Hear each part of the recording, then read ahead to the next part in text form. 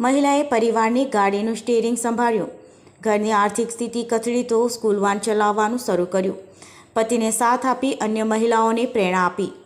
8 March એટલે કે આજનો દિવસ દેશ તથા દુનિયામાં મહિલા દિવસ તરીકે સેલિબ્રેટ કરવામાં આવે છે. ત્યારે આજે આપણે વાત કરીશું ભરૂચની એક એવી મહિલાની કે જેણે મહિલા સશક્તિકરણનું ઉત્તમ ઉદાહરણ પૂરું પાડ્યું છે.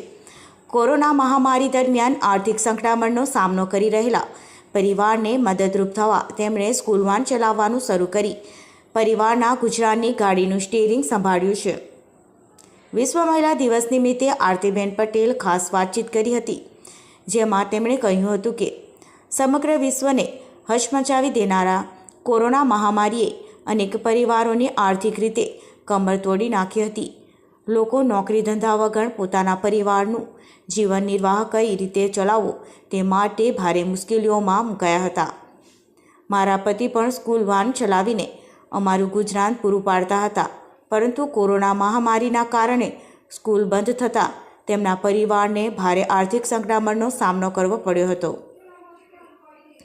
જેથી પતિને મદદરૂપ થવા તેમની પાસેથી 4 વ્હીલ ગાડી શીખીને આજે સ્કૂલ વાન ચલાવીને પતિને સાથે બાળકોને મૂકવા અને લાવવાની કામગીરી કરી રહી છું. તેઓ આજે મારાથી ખૂબ ખુશ છે. તેઓ એક મહિલા હોય, વાલીઓ પણ તેમના બાળકોને તેમની પાસે સ્કૂલમાં મોકલતા ગભરાતા નથી. આજે તેમના પતિ ધર્મેશ પટેલ પણ તેમના પત્ની પર ગર્વ કરી રહ્યા છે, કારણ કે તેમના પત્ની આરતી પોતાનું ઘર, 2 સંતાનો અને કામ બંને સારી રીતે સંભાળીને અન્ય મહિલાઓ માટે એક ઉદાહરણ જીવન જીવી રહ્યા છે.